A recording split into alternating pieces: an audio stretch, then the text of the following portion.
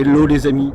Le 26 février 1852 à Rennes, la guillotine attend celle qu'on appelle l'empoisonneuse. Comment en est-on arrivé là?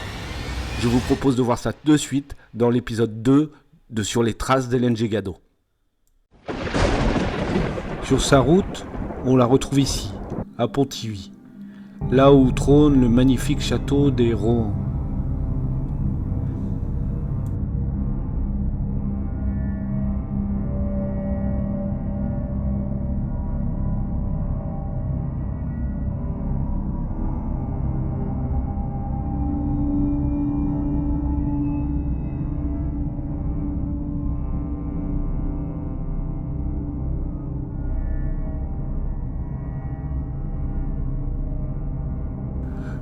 Nous continuons donc ici, sur ses traces.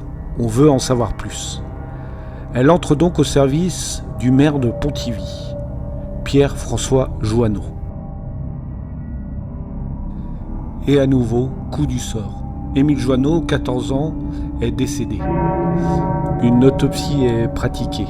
L'inflammation de ses intestins est attribuée à sa mauvaise habitude de boire du vinaigre et de manger de la moutarde. Hélène est renvoyée pour avoir laissé ses aliments à sa portée.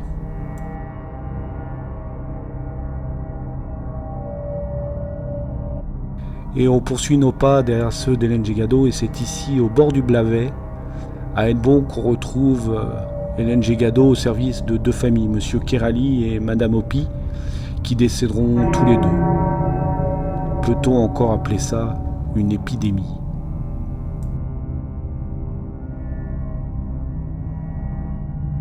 Elle rentre au service de Monsieur et Madame Véron sur l'Orient.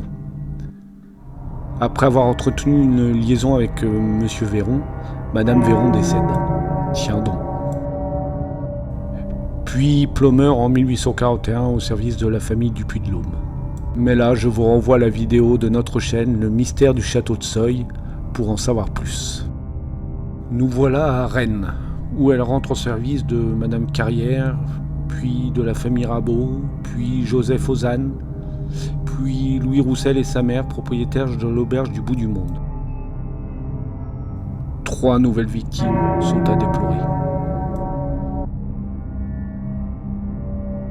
En 1850, elle entre au service de Théophile Bidart de la Noë, avocat et professeur à la faculté de Rennes, et expert en affaires criminelles.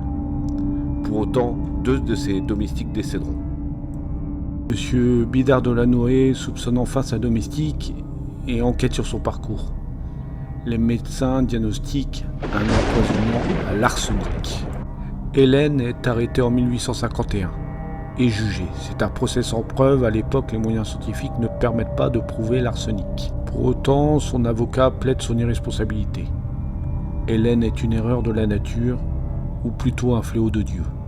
Le 14 décembre 1851, Hélène Gégado est condamnée à mort.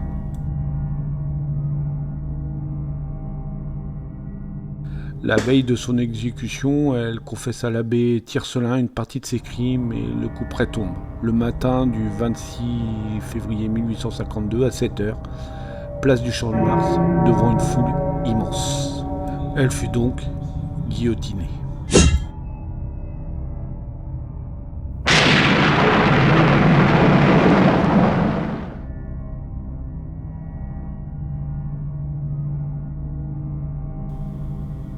Nous voilà donc à la fin de cette série de 2 épisodes.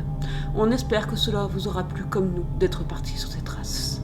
Hélène Gégado restera la plus grande serial killeuse française, semant la mort partout où elle est passée. Pour l'anecdote, il se raconte qu'elle aurait à l'âge de 7 ans empoisonné sa mère. Mais ça, nous ne le saurons jamais. Elle était fascinée par l'encou. Non, elle en était devenue l'incarnation. Ainsi, nous refermons ces 2 épisodes de cette série sur les traces d'Hélène Gégado, ici, en Bretagne. À très vite pour de nouvelles aventures. Likez, partagez et si le cœur vous en dit, abonnez-vous.